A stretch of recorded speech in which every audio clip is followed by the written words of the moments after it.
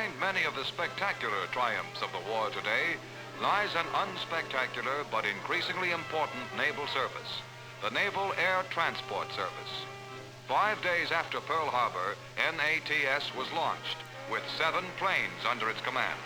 Today, more than 200 NATS transports fly a total of some 70,000 miles a day. Following the quick development of U.S. routes came the extension of service to Pearl Harbor, then the routes along the northwest coast to the Aleutians. At the same time, NATS pushed northeast to Iceland. Then was developed the reach to Midway, and then down under to Brisbane in Australia, through the Samoan Islands and New Caledonia.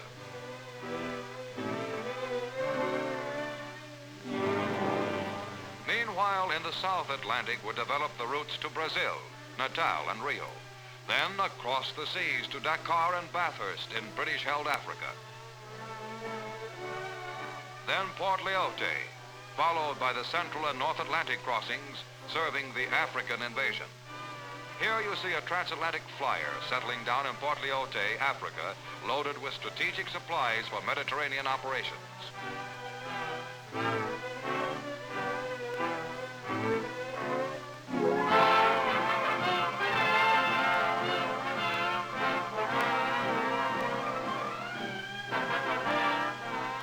She comes to rest, mechanics swarm over her engines, replace worn parts with spares, while everything from tires to tail is minutely inspected.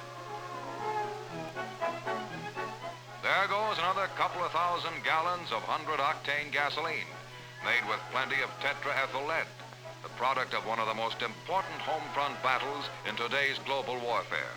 Without it, NATS schedules couldn't be maintained. The cargo carried by NATS is some of the most important cargo in the war.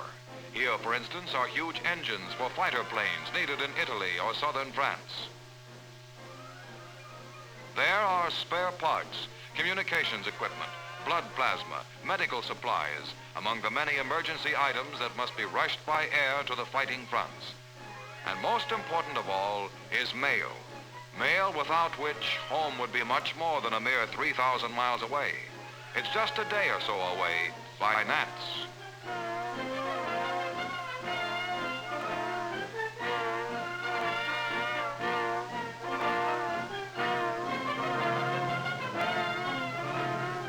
Both land and seaplanes serve as the workhorses of NATS fast service.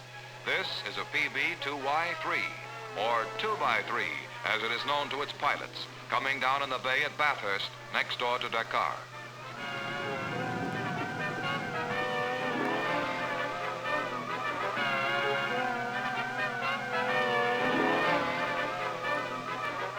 The 2x3, or Coronado, made by Consolidated, is a proud plane shouldering a big part of the load in a war presenting unprecedented problems in transport and supply. Dark-skinned natives gape in wonder at the big bird that daily arrives with thousands of pounds of battle equipment and supplies.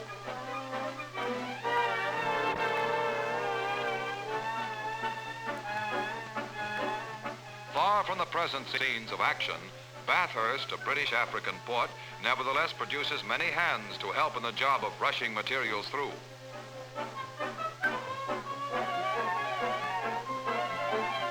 War to this young worker is not half as terrifying as a camera. Not the least important of NATS cargoes is men. Men returning home after long service overseas.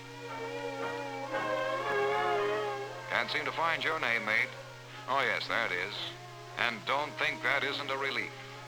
And so a score of tired guys pile in to sleep on mail sacks and crates for another few thousand miles to home.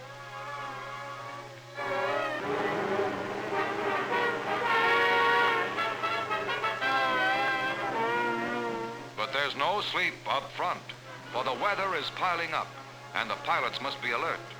In this racket, storm is one of the worst enemies, and the struggle can be just as anxious in the constant necessity to get things through to their destination on time. For in NATS conception of service, there is no room for the words too little or too late. NATS men can take it, but so can their planes, and so can their engines. powerful Pratt & Whitneys and Wright Cyclones, casting a cloudy wake reaching out to every important battle station around the globe.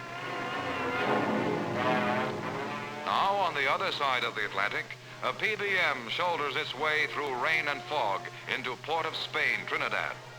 From the Caribbean and South America come many vital war supplies. 30% of the air cargoes are carried by naval air transport planes. Drugs, quartz crystals, and mica, beryllium ore for aircraft engine metals are just a few of the vitally important war materials flown out of South America in a steadily increasing stream. There comes another PBM in from the south, the graceful two-motored product of Glenn-Elmont and Company, one of the pioneers in naval transport construction. Many other plants contribute to its production. Goodyear, Westinghouse, and Continental Can produce the control surfaces. Propellers by Curtiss and Hamilton Standard. Wings from Fairchild. Beaching gear from Otis Elevator. Floats from Bolanca Aircraft. The #1 priorities of a world at war fly in these hulls. For while less than 1% of war materials are carried by air, the average value of air cargo is $3.58 a pound, or 99 times the 3 cents a pound value of ship cargoes.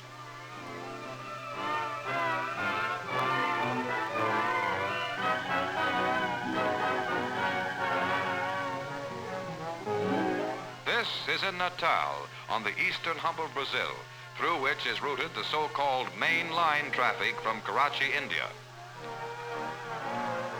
To the people who share in the production of transport planes, the Navy gives thanks for making possible a service without which the war could not be fought as fast.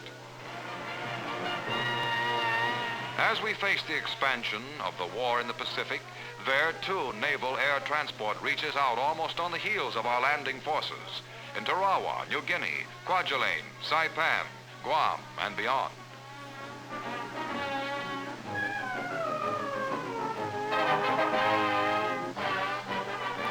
This is the latest recruit to be enlisted in NAT's far-flying squadrons, the huge 70-ton Mars, big sister of the Mariner, and also built by Glenn-Elmont and Company. The Mars has broken all records in the transport of air cargo. The boys who fly the fighting planes might not know what to do with this giant, but they certainly wouldn't know what to do without it, and without its smaller sister ships that form the air supply line. In planes like these, one may glimpse the future of air transport.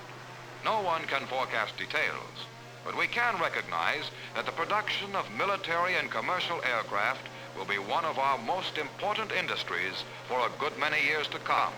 An industry in which all of us may prosper.